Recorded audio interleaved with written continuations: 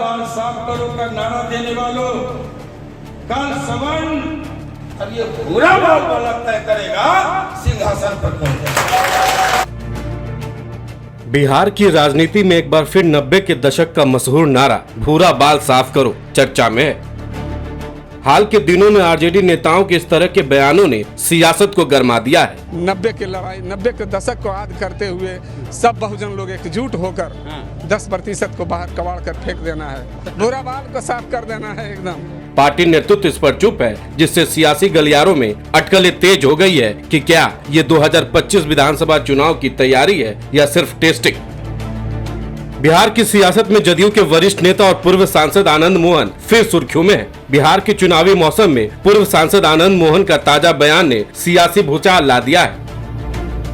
दरअसल हाल ही में मुजफ्फरपुर में एक आयोजित कार्यक्रम के दौरान आनंद मोहन ने बयान दिया कि भूरा बाल ही तय करेगा कि बिहार की सियासत पर कौन बैठेगा। अब ये भूरा बाल वाला तय करेगा सिंहासन पर कौन जाएगा। इस बयान ने बिहार में 31 साल पुराना तूफान फिर खड़ा कर दिया है। तब उस सियासी पटकथा के सूत्रधार लालू यादव थे और अब हीरो आनंद मोहन बन चुके हैं। पूरा बाल साफ करो का नारा देने वालों, कल सवन सिंहासन पर था, सत्ता में था और आप किंग मेकर थे। अब ये भूरा बाल वाला तय करेगा सिंहासन पर कौन जाएगा। आनंद मोहन के इस बयान ने राजनीतिक गलियारों में नई हलचल मचा दी है। लंबे समय तक सक्रिय राजनीति से दूर रहने के बाद उनकी इस तरह की मुखर मौजूदगी संकेत देती है कि वे आगामी विधानसभा चुनाव में बड़ी भूमिका निभाना चाहते हैं। राजनीतिक विश्लेषक मानते हैं कि आनंद मोहन का भूरा बाल वाला बयान सीधे तौर पर बिहार की जातीय राजनीति और सामाजिक समीकरण की ओर इशारा करता है। बिहार की राजनीति में हमेशा से ही जाति एक निर्णायक फैक्टर रही है। इस संदर्भ में आनंद मोहन ने कहा है कि जनता अब केवल नारों और वादों से संतुष्ट नहीं है, लोग विकास, रोजगार और सम्मान चाहते हैं।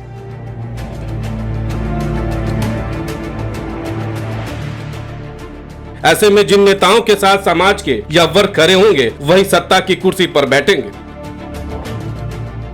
दरअसल बिहार की राजनीति में 90 के दशक से पहले तक सवर्णों का वर्चस्व रहा। मुख्यमंत्री की कुर्सी तकरीबन हमेशा इन्हीं जातियों के नेताओं के पास रही, लेकिन मंडल कमीशन की सिफारिशें लागू होने के बाद पिछड़े वर्ग के नेता राजनीति में मजबूत हुए और समीकरण पूरी तरह बदल गया।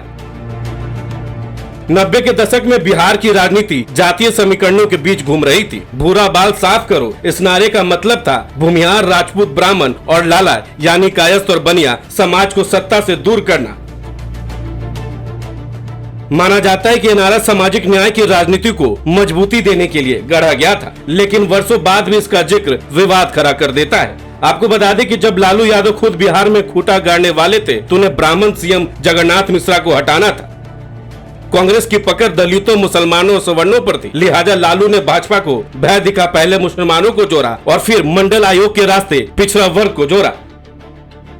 राजपूत और भूमिहार नेता की मदद से लालू यादव बिहार की कुर्सी पर काबिज हो गए। तब लालू यादव के कट्टर समर्थक नीतीश कुमार थे, लेकिन सत्ता सवारी करते ही लालू ने जनता दल को हाईजैक कर लिया। बिहार में जनता दल मतलब लालू यादव था। यह सुनिश्चित करने के लिए उन्होंने ओबीसी प्लस मुसलमान समीकरण सेट किया। अस्थायी सियासी उभार के लिए लालू यादव इन वर्गों में सवर्णों के प्रति नफरत और खुद को किंग मेकर बताने की रणनीति अपनाई।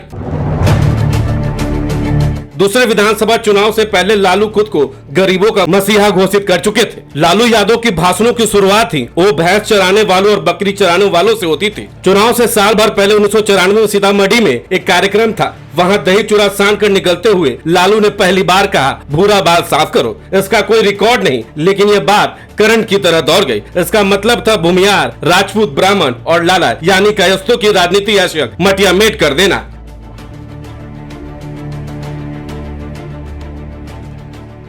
लालू के खतरनाक इरादे भांपकर नीतीश ने 1994 में ही राह अलग कर ली थी और जॉर्ज फर्नांडिस के साथ समता पार्टी बनाई। फिर नीतीश बीजेपी के साथ हुए। इसके बाद लालू के चोट से कसमसाए बाहुबली अगरों में आनंद मोहन ने आस जगाई। उपचुनाव में जीत के बाद लगा कि 1995 में चुनाव में लालू को टक्कर दी जा सकती है। फिर सवर्ण बाहुबलियों ने आनंद मोहन की पार्टी ज्वाइन करनी शुरू की। इसमें कोई शक नहीं कि 31 साल में न सिर्फ बिहार बदला बल्कि आनंद मोहन भी बदले। ज्यादा समय सलाखों के पीछे बिताने के बावजूद वो सियासी साथी बदलते रहे। यहाँ तक कि बेटे चेतन ने उसी लालू की पार्टी से चुनाव जीता जिसके विरोध में आनंद मोहन राजनीति के ध्रुव तारा बने। आनंद मोहन के इस बयान पर सत्ता पक्ष और विपक्ष दोनों ने अपने अपने ढंग से प्रतिक्रिया देनी शुरू कर दी है। समर्थक इसे सामाजिक न्याय और पिछड़े वर्गों की आवाज बता रहे हैं। उनका मानना है कि यह बयान राजनीति को नई दिशा दे सकता है। वहीं आलोचक इसे चुनावी सियासत को जातीय तराजू पर तौलने की पुरानी परंपरा बता रहे हैं।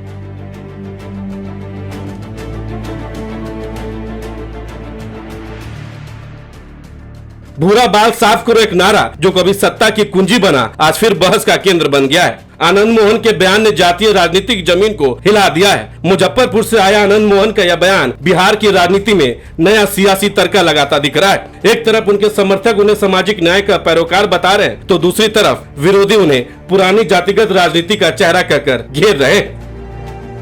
आने वाले विधानसभा चुनाव से पहले यह देखना दिलचस्प होगा कि जिस भूरा बाल पर आनंद मोहन भरोसा जता रहे हैं वह सत्ता के समीकरणों में कितना असर डाल सकता है।